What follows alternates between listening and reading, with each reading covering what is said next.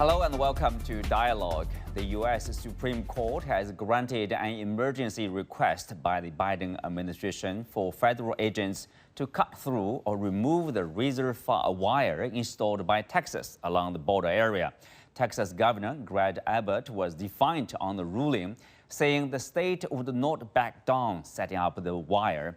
What has led to this standoff between Texas and the U.S. federal government? Will a deal eventually be made to overhaul the country's long-strained immigration system? And what is the impact of bipartisan politics on the reform? Join us for our live discussion today from Beijing. I'm Xu Qinduo.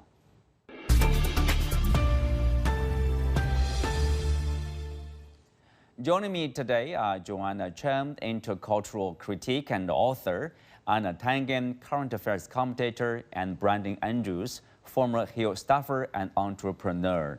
Welcome to Dialogue.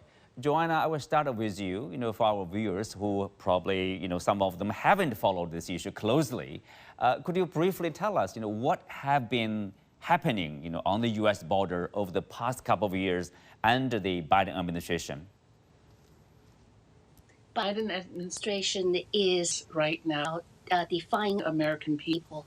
They have kept the border open for the past 3 years. We have now about close to 10 million illegal aliens entering U.S. This presents a great threat to the security of American people. So in the past, when we have the Trump in office, we have only 550 illegal immigrants per day, but right now they're aiming for 5,000 per day. This is well maxed out the quota here. So it is quite a precarious situation. American people has to take their destiny into their own hand. I stand in solidarity with the governor of Texas, and the people has to protect themselves, and they have the right to do so. Biden administration is unlawful the way they are doing things. I don't know whose interest they're serving, and this is totally wrong for the American people. Joanna, you talked about the security that's being damaged or possibly being damaged by the illegal immigrants. I mean, being illegal, of course, is a problem itself. But what do you refer to? What kind of security do you think of the American public being endangered by the illegal immigrants? Because we're not doing a background checking. It's an open border, meaning when the illegal immigrants enter, you literally just give them freedom to roam around. Of course, you register.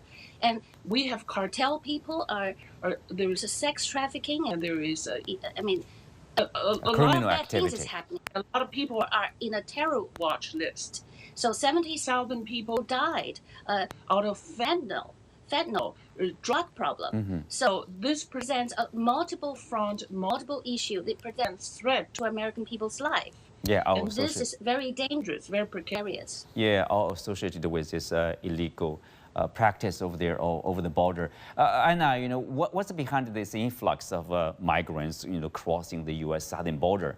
What kind of impact do you see to the U.S. public here? Well, first, there are one view. Joanna's is one. I think it's something that she would share with Donald Trump, but I don't think it's factually correct. They're not illegal immigrants. What they are is the United States has signed treaties in terms of allowing people who claim that they're under some sort of hardship to, come to their borders. And this is not just the United States. It's an international convention. Now, politically, pure suicide. What Biden is doing is, at a time when 60% Americans are having a hard time, the idea that the U.S. government is taking in thousands of refugees every day is not working well. But legally, Joanna is completely wrong. Biden did go to the Supreme Court. And last I checked, they are the arbiters of law. And what they have said is that it is not legal for states to make decisions about boundaries, especially when they affect the whole United States. So I don't think that that's correct. But politically, I agree with Joanna. This is not a well-timed effort, and once again shows that Biden does not seem to have an understanding of what he's doing, why he would go against Texas on this. This was about removing barbed wire and also some impediments that they had put into rivers to prevent people from, quote, illegally crossing in.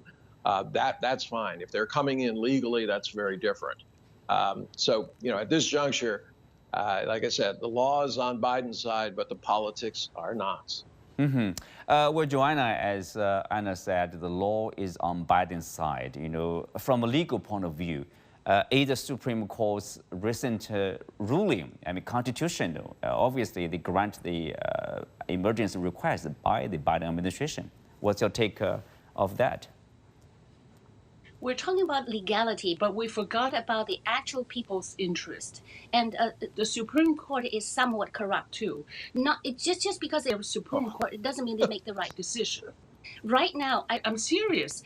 Right now, U.S. is being invaded by about 10 million illegal immigrants. Think about what does that do to the legal immigrants. When Obama was in office in 2016, his Secretary of Home Security Land said even 1,000 per day will max out the system. Right now, the Senate is trying to pass a bill allowing a threshold of 5,000. That is just way over too much. America cannot handle it. Right now, American people is experiencing inflation. The economy is not doing well. And then the streets are not safe. Even Eric Adams of New York City, the mayor, is calling for help.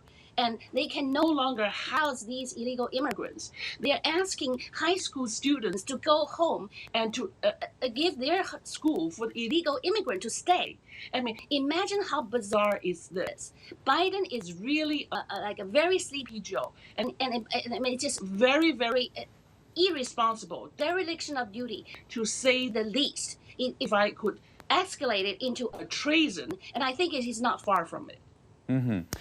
Well, Anna, of course, as you said, it's on. The court is on Biden's side, but at the same time, people do see, they fail to give this, reasons why they are ruling like this.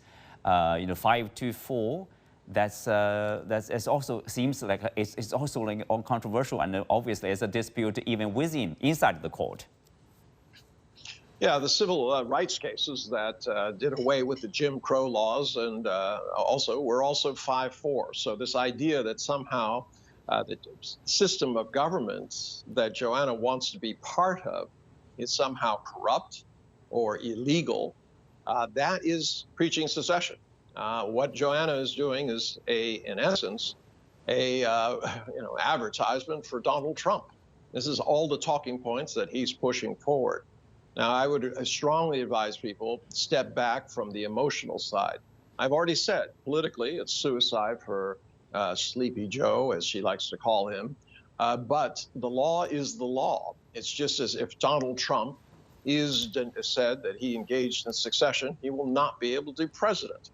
So what you have is people like Joanna preaching this idea that somehow the government that she wants to be ruled by her candidate is somehow illegal unless it gives in to what she wants.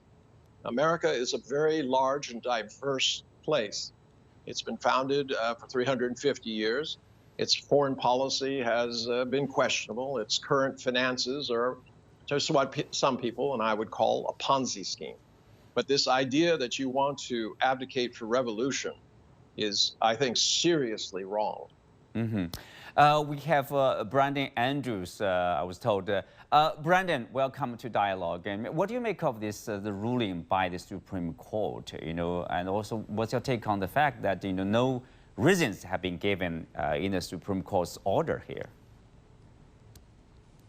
Yeah, I think it's frustration coming to a head.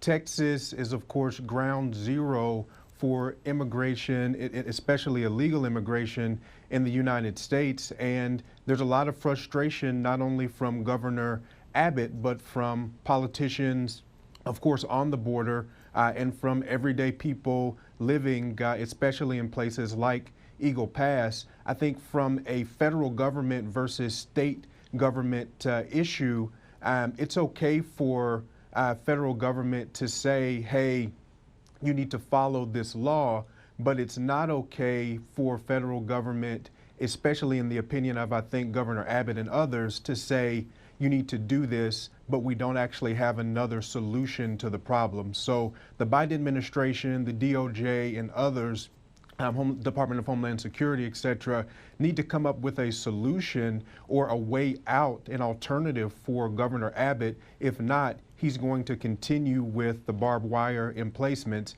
and this thing is going to maybe get to an unproductive place. Mm-hmm. Anna, you are shaking your hand, while Brandon was talking. I want your response to comments on Texas Governor, Greg Abbott. He obviously, he's in a defiant spirit. He wrote on the former Twitter.com, said, Texas will not back down from our efforts to secure the border in Biden's absence. He retweeted a video showing more than 10 National Guard soldiers setting up more wire in the rain. So what do you make of his action? Is he following the court order, or he is saying no to the court order? Is there any consequence to this? Well, he's absolutely saying no. He's being defiant. He's being joined by a total of 26 states, including Texas, who have said that they do not agree with the federal government. But, in the U.S., you have the law and you have politics. And what I hear from my two colleagues is talking about politics. The idea that, the Supreme Court is supposed to come up with some sort of solution, that's wrong. Solutions are come up with legislatively. And here's the irony. Donald Trump appointed 3 judges who are what are called strict constructionists. That means that they look at the letter of the Constitution. They are completely against reading in current circumstances. All right. This was not an issue when the founding fathers were writing the Constitution. All right. And it's an unknown instance. And yet these 3 justices, joined by a couple of others, are going to almost always say that, look, we favor this idea that we just read the Constitution as if it was the Bible. So, at this point, it's ironic that both my colleagues failed to mention that even though they don't like Sleepy Joe, he is trying to get something through, a bipartisan bill, through the Senate and Congress, and Donald Trump is opposed to it. So it won't go through. And you have Republican senators who are crying foul. They say, we have a problem. It's our duty as legislators to come up with a solution. They're trying to, but politics is in the way. That's what I'm saying. Be very careful. Separate your feelings, that's politics, from the law, which is the only thing that binds us together. So those people who say that we can ignore it, be careful of them. Well, Joanna, of course, if there's a law, you follow the law. If you look at the composition of the Supreme Court, you actually have a more conservative justice, so-called, right? And now the ruling, in general, you would expect the Republicans would accept and follow. But obviously, it's not the case now. And why? Well, Supreme Court. Yeah, go ahead. Why? Because right now our Supreme Court is being weaponized and is being politicized. And unfortunately, that is very unfortunate for American democracy. American democracy is right now in jeopardy. People abuse democracy, especially the Biden administration is utterly ignoring American people's interest. This bipartisan so-called border deal, was codified a quota of 5,000 per day. That is absolutely wrong. It's never going to be approved. Just like Donald Trump said, bad deal is no good. We'd rather have no deal because that will legalize this 5,000 people, illegal person entering U.S. Imagine 4,099, you still have an open border. And only when you reach 5,000, you will close it. That means it allows a vast amount of illegal immigrants entering with a legal protection. This is the trick of this deal. So do not sign it. And our colleagues keep telling me I have to separate emotion. I'm not talking about emotion. We're talking very calmly about facts. The fact is our Supreme Court system is weaponized, is politicized. We are still hopeful that they are going to do the right thing. However, we're also talking about Constitution. Our founding father did not expect their own government will fail not protecting their own people. They did not think that this could be a possibility. This is unprecedented disaster that Americans are experiencing. Corruption in the highest level right now. Biden administration has to go. Brandon, obviously, this is, I know this is very controversial, the very divisive issue here about, how to deal with this border security or border or immigration issue. Do you think this power wrangling, is it between the federal government and the states, or is it between Republicans and Democrats here?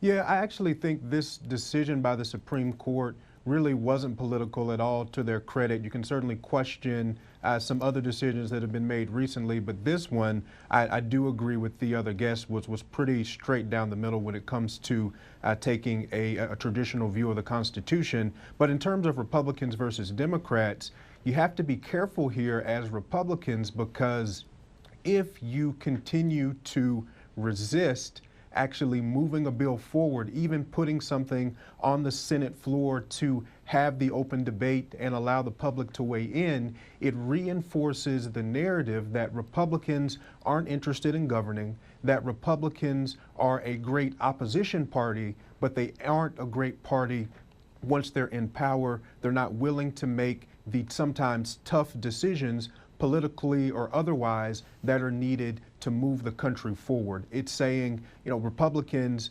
Donald Trump has signs and banners saying country first, but when it comes time to actually put country first and make a compromise, which they're getting the better end of, as Biden and other Democrats have said, when it comes down to make a compromise for the border, to improve the situation that everyone agrees is in a productive place, Republicans are resisting. And if you can't get a deal done from the Republican side with these atmospherics in this context, when you have all of this pressure on Democrats, when you have Dems and Biden polling far behind Republicans when it comes to the handling of the border, when you have Americans saying the border immigration is the top issue, even above inflation in the economy in some of the latest polls, when can you get something done? And so I think Republicans have to be very, very careful here because it can reinforce this narrative that they're not actually interested in getting something done.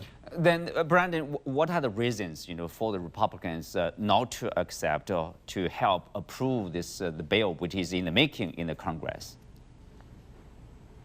Yeah, well, Donald Trump has said several times that he wants this issue to continue to be discussed and debated, that he potentially wants the American people to blame Joe Biden. Well, I have news for you, Donald Trump. The American people have been blaming Joe Biden and Democrats for issues at the border since last year. If you look at polling, even going back to late summer, early fall last year, and Americans were asked, who do you have more confidence in when it comes to the border, Republicans or Democrats?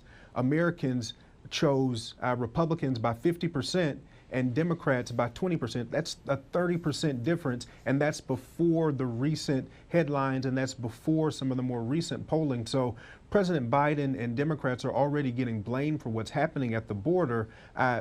Donald Trump's push against the bill is one area of resistance. Other areas of resistance are, yes, the numbers, as the other guests mentioned. Some Republicans don't want to see any immigration happening because of where we're at from an economic standpoint. And then others have broader concerns with Customs and Border Patrol, and more broadly, the Department of Homeland Security Secretary Mayorkas is going to be impeached here very soon. A lot of people would say that's a political step forward, and that it doesn't actually have a chance of happening. But those are some of the areas of resistance from Republicans. But again, ultimately, this is a real missed opportunity if they don't move forward. Mm-hmm. Well, Einar, if you look at this debate, this dispute, almost all of the Republican governors, have signed a statement backing Abbott, the Texas governor, to show their solidarity to protect the so-called Texas sovereignty here. Is that, how far will that issue develop? How far Texas will go to confront the federal government? Now, we have this, of course, the court ruling here. Yeah, well, that's the law is clearly, it's clear. You can have governors, attorney generals saying that they don't agree with it, but that is not a situation where they can take matters into their own hands. Otherwise, you'd have complete chaos with every level deciding what they want to do. And if there's an appeal, they'll say, well, we're going to ignore it. The whole system of government is based on this idea that you accept, even if you don't agree, you accept the final ruling. Now, in terms of politics, Joe Biden has missed an opportunity politically. I mean, the U.S. has consistently been willing to, basically abrogate treaties, throw them away. I mean, they did that with the JCPOA. They've done it a number of times. I'm surprised that he hasn't said that he's going to withdraw from the refugee what do you call it? The International Convention, probably, on refugees. The International Convention on Refugees. He could say we're withdrawing, we're declaring a state of emergency, and we are not letting anybody in who is not legal. He's not done that. It's not clear why. I mean, Brandon has put forward a very compelling case as to why he should be doing this, at least for his own political purposes, if not in abeyance of, trying to promote an international order or the rule of law. Generally in the U.S., politics always takes precedence over everything. And we'll see what he does. So, Brandon, obviously, this is election year. Immigration is an issue, or is one of the issues the two parties are fighting for. Do you see this divisiveness is becoming increasingly an issue between the two sides? Republican, of course, you have Donald Trump. On the other side, you have Biden, the President Biden there. Yeah, it's an incredibly significant issue. And as I already mentioned, it is now the top issue for Americans when it comes to thinking about a decision on who to vote for president in 2024. It is immigration, inflation, and then economy, and then really everything else after that. President Biden has a window between now and the State of the Union address, which will happen in a few weeks, to get something done so that he can go to that State of the Union address, the opportunity where he'll have perhaps the biggest captive audience outside of the Democratic National Convention this summer, to really talk to Americans about what his vision is, what he's done, and what he plans to deliver in a second term. He has a window here to get something done. And if he doesn't, if he gets to that State of the Union address and there's still no progress when it comes to immigration, there's still no progress when it comes to border security, there's still no progress when it comes to these concerns, and they're now the top concerns for Americans, he certainly opens himself up to even more political vulnerability than he's had in the past. And another thing to think about here is, when you look at the Latinx and Hispanic community in the United States, a lot of them are saying, hey, we're doing this the right way. We've immigrated. We are paying taxes. They're actually one of the most significant groups of entrepreneurs in the country. So they're small business owners. They are self-employed, perhaps. They have side hustles. Maybe they own a micro business. These small business voters are going to have a huge impact on the 2024 election, up and down the ballot. And when it comes to immigration, a lot of them are saying, maybe if Democrats can't fix this issue that is near and dear to my heart, I should either stay home because I'm not motivated, or maybe I'll look at the Republican Party. And Donald Trump has actually been making gains with the Latinx and Hispanic community. So there's a lot of political risk there, in addition to it being the right thing to do. Well, Brendan, obviously, I mean, this is an issue for the public, for the American public, immigration issue or illegal immigration issue here. But then, do you think the Republicans and the Democrats see the challenge as the same? Joanna earlier mentioned about they tend to see the illegal immigrants in their term as more like criminals, for drugs, for human trafficking, for example. Do you think the Democrats also see that issue in that light? Yeah, well, here, to take a step back, America's a special place. A lot of people want to be here, and Americans, no matter if they immigrated themselves or if their ancestors immigrated, which everyone did unless you're part of the Native American population, realize how special America is, and they want to protect it. And so I think that's where the impetus generally comes from, whether it's Republicans or Democrats. But when you talk about border security specifically, when you talk about protection, when you talk about law and order, Democrats, especially over the past couple of years, have started to get closer to some of the language that Republicans have historically used, especially as we think about fentanyl and the drug crisis, as we think about some of these issues that are really affecting Americans across the country that can be directly linked to, directly traced back to that border perhaps not being as secure as it's supposed to be. And so